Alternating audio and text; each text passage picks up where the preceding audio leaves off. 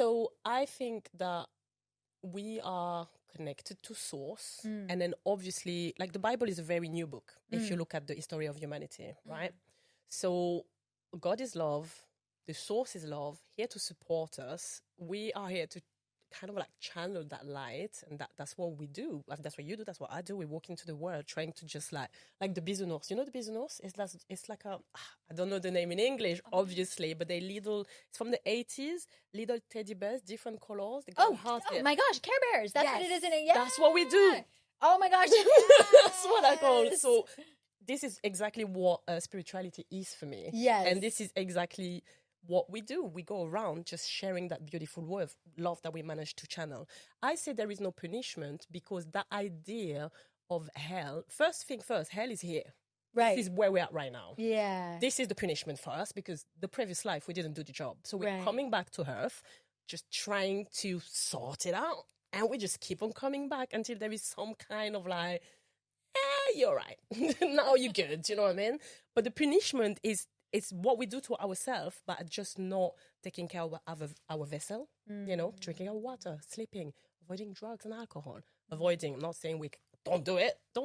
I don't drink alcohol anymore, you know, recovering alcoholic here. But I just think that all those things that you kind of like use in life in order to just go through it, this is the punishment. This is hell, you know, addiction, envy, jealousy, all those things that we kind of bring on ourselves, this is the punishment. But God is just here to take this away from you, make it lighter, so you can just try to walk your way and help as many people and support as many people as you can. But I also think that without the suffering, that is, again, not a punishment. If you suffer enough, then you can take on the suffering of other people and you can understand what's going on. Like, it's really is the idea of there is no such a thing as punishment from the divine. Hell is not a thing that's just used to control the masses. Also because you know, and I'm going far now, when church and the state started to work together, they were like, actually, we can manage to make them do what we want and that's how things all turned around, and now everyone is scared. When I'm just like, and my husband is not spiritual at all, so he would just be like, I'll believe in God, this is... And I'm like, okay. Yesterday he saw the book of Master Cha that mixed the science and spirituality together. Yes. It's like, let's have a look at this. And he was like, that's very interesting. But that's what I'm talking about. We are just product of our environment.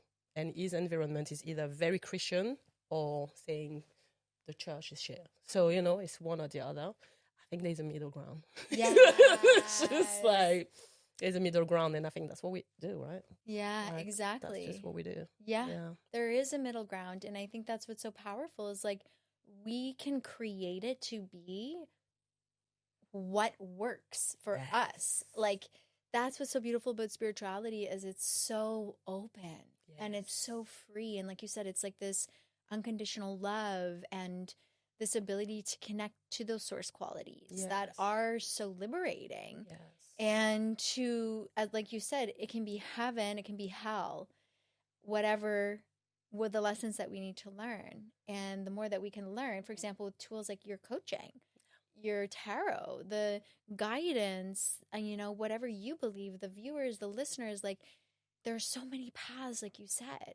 We have this journey, but there's so many paths we can take to that place. Yeah. And whichever one like we choose or we walk, if it's leading us closer to that like lightness and that love and that like presence, it's so beautiful. It is. It really is. And I'm also curious because like I love this trajectory you're in right now of switching life and you know, starting like your own business or continuing your own business, not starting. You already have making it grow. Yeah, growing your business and focusing on that. Focusing also on like these are real, I think, phases of life a lot of us deal with. For example, like our parents growing elderly.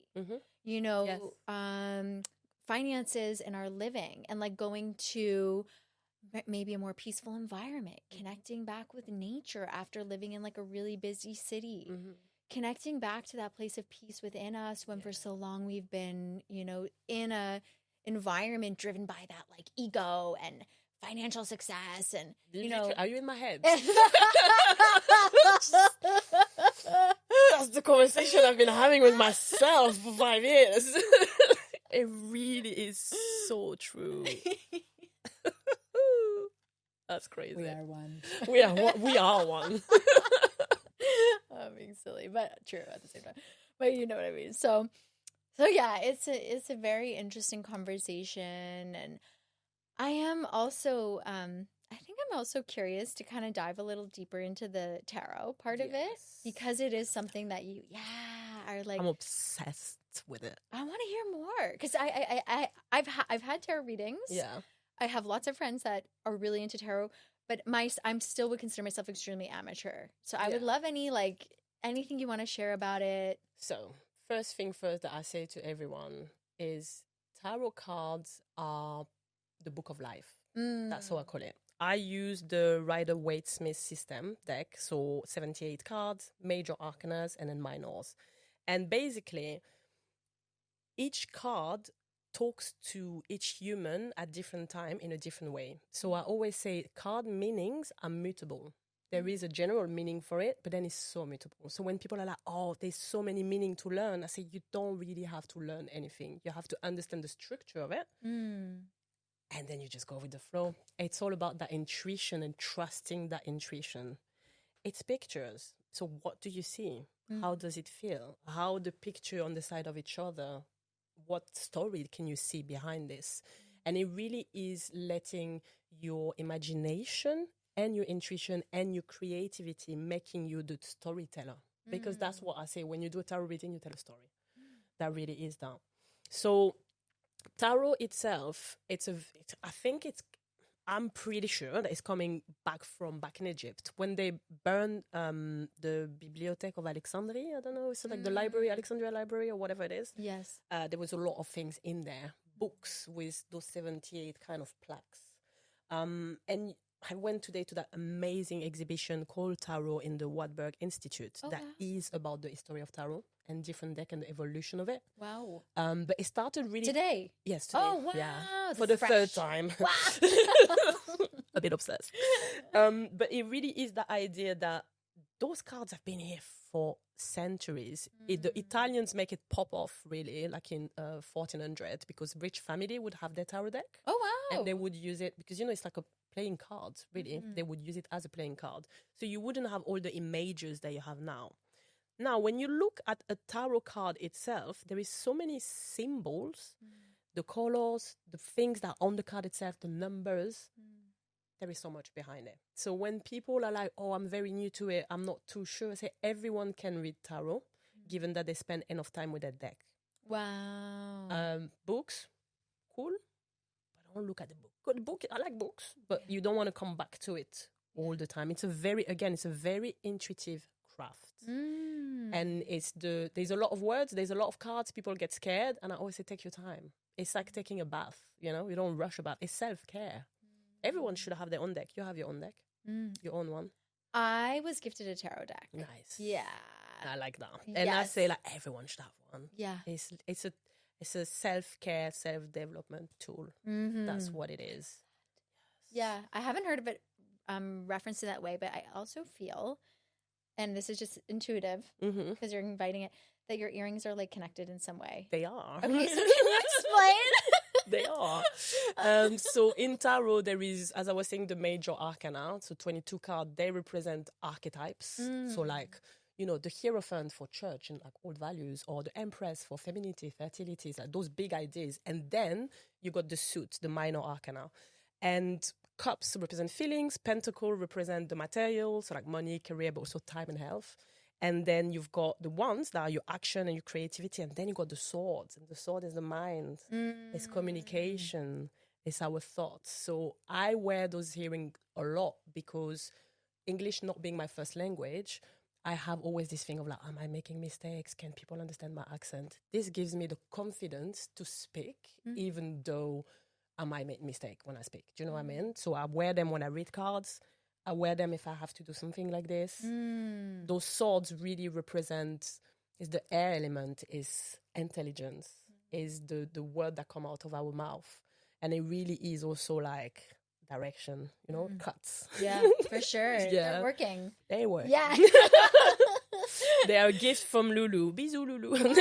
That's one of my team member that gifted them to me for my birthday. Oh, that's beautiful. Yeah, but yeah, well spotted. I love it. Yeah, I feel like just inviting in the intuition and it is so powerful, and I feel like using the intuition in our daily life is something that is so needed, like even more on our planet. But people don't know how to do it. They haven't been told. They haven't been told how to. Also because then the world would then we couldn't be controlled. So I think they don't want us to use it. So what would your words or like guidance or like any message you have for people to do that or connect more with it, to like play with that? Or so the list of Master Cha yesterday was just cha cha cha in my eyes, because I always say start with the breath. It's always starting with the breath. Is starting with being able to literally say to yourself, okay, I'm going to take my 3 deep breath. How does it feel in my body? And that's the thing, the body sensation. Your body will tell you, is that dangerous or not? And understanding, is that fear or gut feeling? And understanding that intuition will sometimes travesty it as fear. Right. And that's being able to recognize it. So going back into the body and seeing where it comes. Often intuition is coming from here, fear will come from here. Oh, yes. And then and the intuition is kind of standing here. Then you might have the butterfly here sometimes. So when people are like, oh yeah, I met this guy and I got butterflies, I'm like, that's not a good sign, baby girl. Your body's trying to tell you something here. Do you know what I mean? Butterflies. Stress. It's just like connecting to your intuition is really all about a big glass of water, 3 deep breaths, and never underestimate the power of a big glass of water and 3 deep breaths, eyes closed, taking it in. And it's also something that you kind of be able to develop spending a lot of time in nature. And I know it's hard when we live in big cities, but going to the park is good enough. Yeah. You don't have to be like in a forest, just sit on the fucking ground. Yeah. Sorry for cursing. For like sure. back against a tree and see what's happening. Just take your deep breath, hand on heart, hand on belly. And it is that simple. But people feel stupid sometimes doing it as well. Yeah. They don't want to listen to their intuition. There's a lot of things that come into play. True. But things are changing. They are. They are. And you're part of that change. Yes. Yes, that's why you're here. I definitely want to be part of that change. Yeah, and you are. Yeah. You're a catalyst of change. Everything that you're doing, all the ways that you're embodying everything you're talking about, and you have been for so many years. Thank you. Yes, and sharing it with the world, using your voice, your platform, your message. Yes. Through your individual sessions and That's also my life through mission. everything. Yes. The messenger. Yes. I've been told literally like 3 days ago on my birth chart reading. That's a big thing. Yeah. It's also my Chiron wound. So it's like something that I struggled with in my previous life. Probably died because I was speaking up about things. Coming back, and that's why I'm so scared to do it. So this today for me is like a big exercise. So I'm naturally good at it, but absolutely freaked out to do it. Yeah. Very strange. Yeah. Feel the fear and do it, like you said. Yeah. There's a English, like, can't remember what it's called, but the acronym, I guess, when it's like fear is false evidence appearing real. Oh. FEAR, false evidence appearing real. Wow. Yeah. Yeah. So every time you think of that, when you think of fear. I'm going to type it as soon as I come down. And there's few people that need to see it the same way I just heard it right now. Because, It's an illusion. This is real. Easier said than done, of course. Like, I'm not saying, we still feel it, but yeah. No, it is. And it's also important to be like, okay, this is fear. Why am I scared? And then we talk at that part of ourselves that is scared. Often the inner child or the inner teenager. The inner teenager, we don't talk about them enough, but they are here. They're angry. They're wild. So they're very wild. Very wild. When they're scared or feeling upset, that's where the ego is kicking in. So those 3 kind of part of ourselves are all here. And we're here with the higher self on our side being like, how do I deal with that? And it's kind of that. Like we are just like a soul and energy having a human experience